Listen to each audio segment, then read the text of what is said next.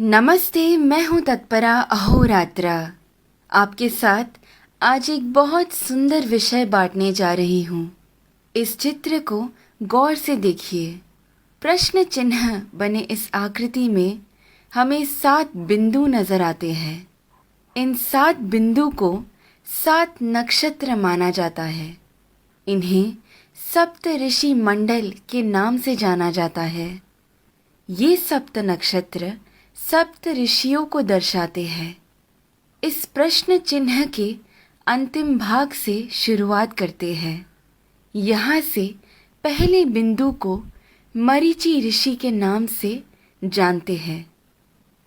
उसके बाद में जो बिंदु है वो कहलाते हैं ऋषि वसिष्ठा। ऋषि वसिष्ठा की बाईं ओर आपको एक छोटा बिंदु नजर आएगा। ये बिंदु ही है अरुंधति। ऋषि वसिष्ठा के बाद आते हैं ऋषि अंगीरसा। फिर आते हैं ऋषि अत्रि। फिर दाईं ओर की तरफ मुड़ते हुए जो बिंदु आता है वो है ऋषि पुलस्त्य। उसके बाद आते हैं ऋषि पुलह और फिर ऋषि क्रतु।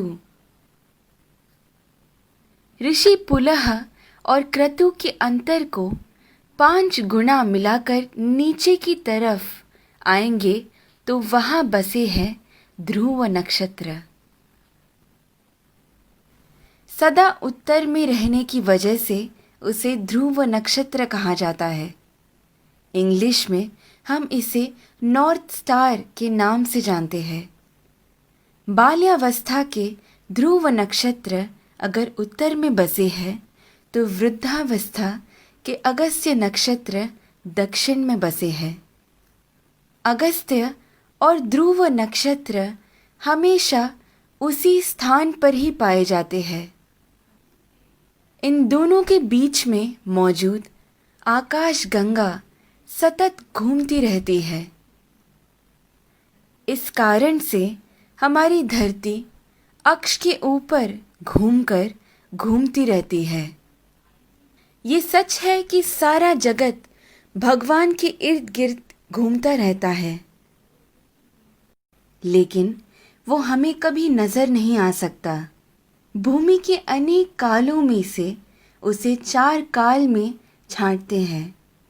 ऊपर नजर आ रहा पीठ के बल सोया हुआ प्रश्न चिन्ह के आकार में बना हुआ सप्त ऋषि मंडल हमें वसंत ऋतु में ठीक ऐसे ही नजर आता है।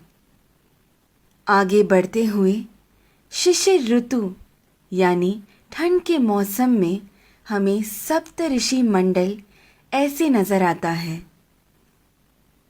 फिर शरद ऋतु में जब सारे पत्ते झड़ने लगते हैं तब सप्त ऋषि मंडल हमें ऐसे पीठ के बल सोया हुआ प्रश्न चिन्ह के आकार में नजर आता है।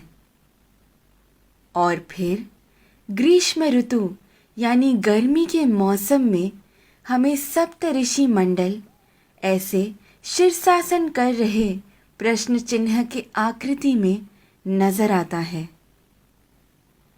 चाहे जो भी हो, जब हम ये सारे प्रश्न चिन्हों को एक साथ में देखते हैं, हमारे सामने एक विशेष आकृति हमें बनता हुआ नजर आता है। वही कहलाता है हमारा स्वस्तिक। स्वस्थ का मतलब है आरोग्यवान।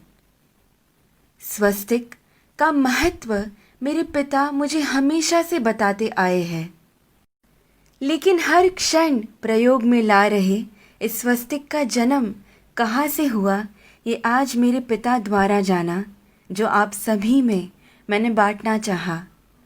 ध्रुव नक्षत्र को देखते हुए हमें ये मालूम होता है कि हम पूरी जिंदगी जिस दिशा की ओर बहते जा रहे हैं वही है उत्तर दिशा।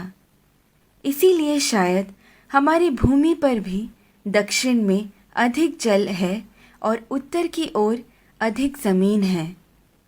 इस विषय को इतनी सुंदरता से वीडियो के रूप में बनाकर आप सभी को समझाने का श्रेय जाता है मुक्ता जी को। धन्यवाद।